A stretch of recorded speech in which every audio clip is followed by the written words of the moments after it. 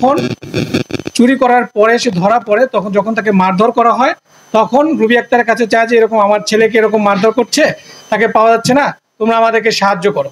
এরপরে রুবি আক্তার এটার সাথে ইনভলভ হওয়ার পরে এই যারা এখানে বাচ্চু মেম্বার যে অ্যাকিউজড, যে অলরেডি আজকে একটি মামলা হয়েছে, আপনারা সকলে অবগত আছেন, যেখানে 38 জনকে আসামি করে এবং 20 থেকে 25 জনকে অজ্ঞাতনামা আসামি করে একটি মামলা দায়ের করা হয়েছে মুরাদনগর উপজেলার বাঙ্গারাবাজার থানায়।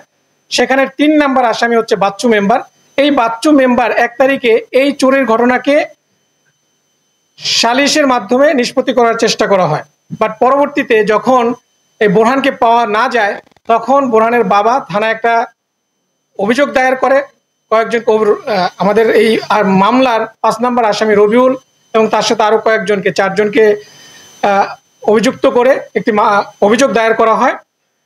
এই অভিযোগটা দায়ের করার পরে মূলত যারা এই বাচ্চু মেম্বার এবং এই রবিউল তার ফ্যামিলির একটা আক্রোশ ছিল যে কেন অভিযোগটা দায়ের করা হয়।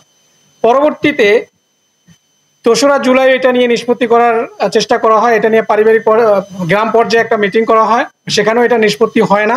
এবং পরবর্তীতে আমাদের প্রাথমিক অনুসন্ধানে যেটা জানা যায় যে 2 তারিখ রাতে একটা পরিকল্পনা করা হয় এই রুবি আক্তারের ফ্যামিলিকে সাহায্য করার জন্য, এবং সে অনুযায়ী 3 তারিখ সকালবেলা ওই এলাকার চেয়ারম্যান সহকারে আরো কিছু ব্যক্তি, ওই বাচ্চু মেম্বার, রবিউল, এরা সবাই খুব ভোরবেলা এখানে আসে এবং রাতের বেলায় এই মামলার যে 2 নাম্বার আসামি, আমাদের প্রাথমিক অনুসন্ধানে জানা যায় যে ভিকটিমের যে এখানে ছেলে, যে তিনিও মারা গেছেন এই ঘটনায়, তাকেও 2 তারিখ রাতে ফোন করে বলা হয় কালকে তুই বাড়িতে আসিস, তোর বংশ নির্বংশ করে দেওয়া হবে, এরকম একটা থ্রেট দেওয়া হয়। পরবর্তীতে যখন 3 তারিখ সকালবেলা হয়, সেখানে জমায়েত হয়। এখানে যখন রুবি আক্তারের বাড়ির সামনে সময় যাওয়ার পর ওই ফ্যামিলি মেম্বারকে ডাকা হয়, সেখানে কথার কাটাকাটি এবং তর্কাতর্কি হয়। তর্কাতর্কির এক পর্যায়ে এই রুবি আক্তার এবং তার মেয়ে এই চেয়ারম্যান এবং মেম্বারকে গায়ে হাত দেয় বা হাতাহাতির একটা ঘটনা ঘটে, এবং সেখান থেকেই মূলত এই ন্যাক্কারজনক ঘটনা সৃষ্টি হয় এবং লোকজন অতর্কিত সবাই মিলে তাদের বাড়িতে হামলা করে একই পরিবারের 3 জনকে, যেখানে রোকসানা আক্তার রুবি, তার ছেলে রাসেল এবং তার মেয়ে জোনাকি, তাদেরকে নির্মমভাবে পিটিয়ে হত্যা করা হয় এবং তার বাড়ি ভাঙচুর করা হয়। এবং সেখানে তার আরো 2 জন মেয়ে ছিল, তারা যদিও সেখানে আহত হয়ে তারা পালাতে সক্ষম হয়, একজন এখনো হসপিটালে অ্যাডমিটেড আছে। তো এই ছিল মূলত ঘটনা।